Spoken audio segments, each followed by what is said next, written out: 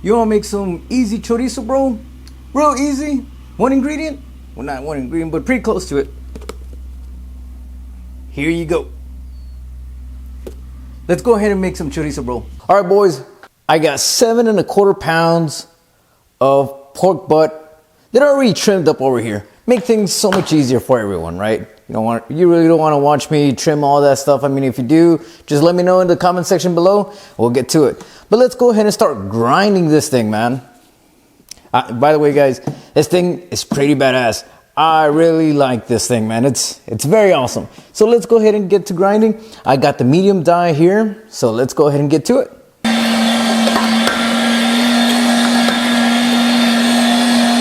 So this right here is the secret ingredient, guys. Now, it does have some instructions right over here.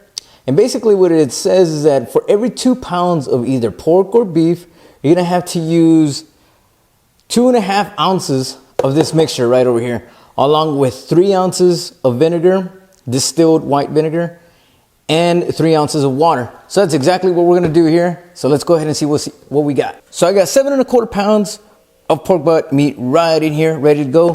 So I ended up making the calculations over here. That meant that we needed about 9 ounces of the mixture stuff. Outstanding. About 11 ounces of the distilled white vinegar and the same amount of water.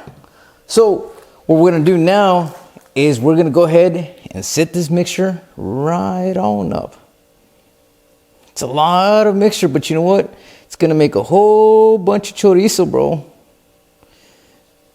Damn, that's a whole lot. All right, I mean, if that's what the instructions said, then that's what it says, right? So let's go ahead and start kneading this stuff up. Now, guys, remember, chorizo isn't like a traditional sausage, like an American sausage or Argentinian sausage or anything like that.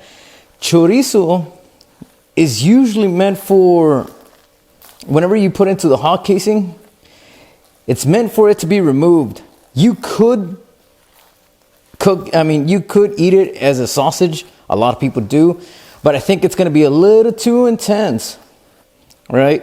With all the vinegar and the water mixture and everything in there, it's going to be a little too intense. So not many people do that. I mean, some do, especially when you're making a taco. Some people put the whole chorizo sausage in there, or at least half of it, and then you put some pico de gallo, some aguacate, some avocado, or whatever, and it's pretty awesome. So now,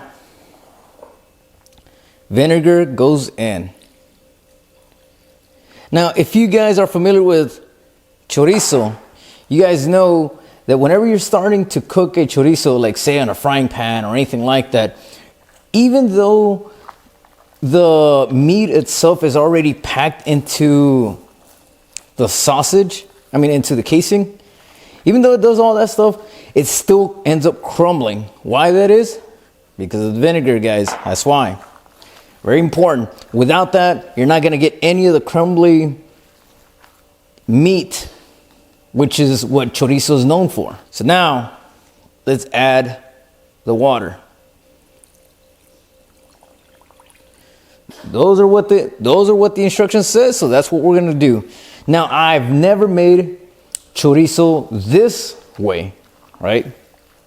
Not this way with just one seasoning. Usually it's a whole bunch of pepper seasonings and whatnot, and then you mix it up into this thing. Now, one of the reasons why I'm trying out this seasoning is because I know a lot of you guys, me included, usually the recipe for the actual traditional chorizo, you don't really have it readily available in your pantry. We usually do have it. However, for the rest of the guys that need something, a little bit quicker, this is going to do it for you. So I said, you know what? Let me go ahead and try it out like this. Make sure that it is good enough so that the people out there, across the entire nation, matter of fact, across the world, can have something that they can just order online. Just one simple thing. Maybe get some vinegar, water, obviously, and then be able to go ahead and do this right in their home. No problem. And we'll see if the flavor is any good. Man, I love making sausages and everything, but the cold from the meat, man, it just kills the hell out of your hand. Meat your maker, if you're watching this, Let me get one of those mixers, bro. All right, so it doesn't look like we got any more clean spots. I've been at this thing for a couple minutes now. It doesn't look any bad or anything like that. No clean spots. Looks like we're ready for casing. Let's go. Time to put this stuff in here, boys. Just like regular sausage, you don't really want a whole bunch of pockets of air.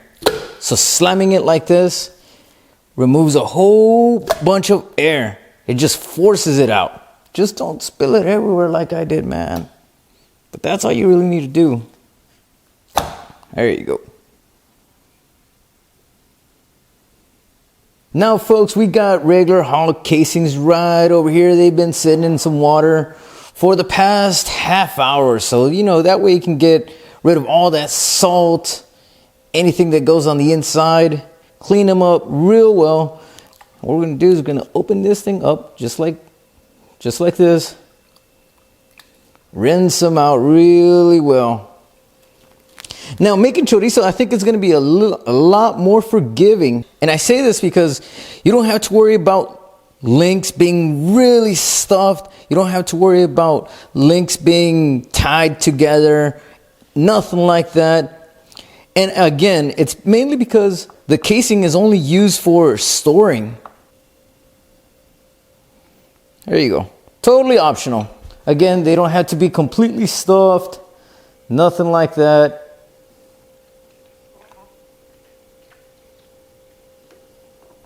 It's not going to hold any weight either because of the vinegar. You try and make this as plump as possible or try and do anything like that, it's not going to happen because of that vinegar, guys. So what we're going for is going to be a full rope.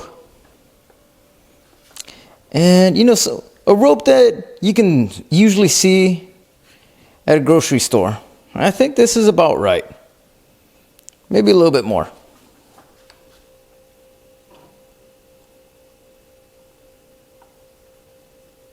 It's about right. Right there, I think I want to say that it's pretty good. I think this is a really good length right over here. Cut this piece right over here. Again, you don't have to tie it off or anything like that. A lot of the chorizo gets sold this way, but you know what? We're going to tie it off. All right, boys. There it is. That's the first link of chorizo. Again, guys, you don't have to hang them. You don't have to dry them out. You don't have to do any of that stuff or anything like that, guys. This thing is, it's ready to go.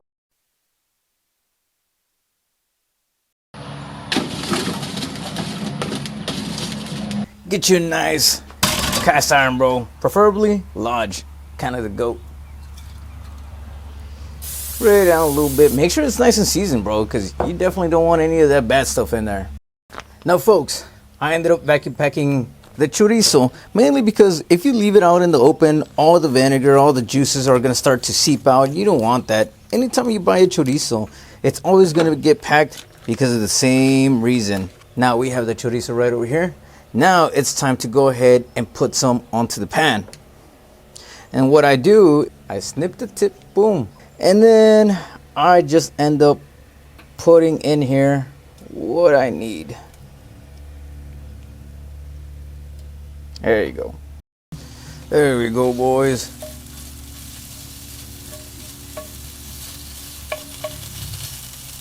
Matter of fact, we might need a little bit more chorizo. That's all right. I'd say that's about good. Now you see how everything is just crumbling apart? That's what we're wanting, folks. That's the vinegar deal right there, man. The vinegar just makes the sausage crumble up real nice, real well. Now some people like it in big chunks. I kind of like it in the middle a little bit. There we go, folks. Looking very nice. Look at that, boys. That's what we're wanting. Now I'm gonna add just a little bit of oil right over here. Let's go ahead and crack a couple eggs, shall we? There we go.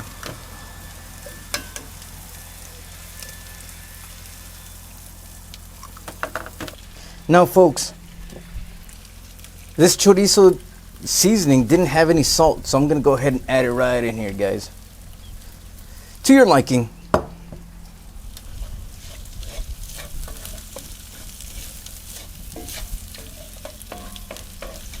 Oh hell yeah, bro. You can add more eggs if you want, if you wish. And there it is, guys. Let's go ahead and get this skillet out of the way, put it into a nice safe spot, like right over here, so that the wood doesn't get damaged. Close this up a bit. Now boys, what is a good taco, breakfast taco, without no tortillas, bro? It's sacrilege. I don't like it. I want some tortillas right here, bro. There we go. Close it on up, just like we did with tacos experiment. We'll wait out here for a bit. Let's go ahead and do a little flippy.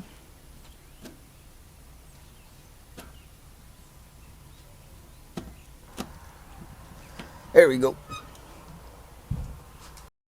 And there we go. I'm gonna use my glove this time because this thing is pretty hot. There we go. All right, boys, assembly time. We're just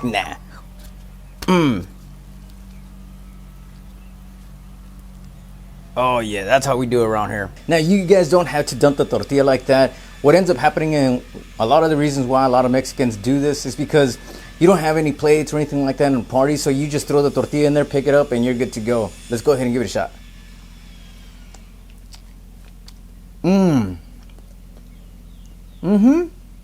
This isn't half bad.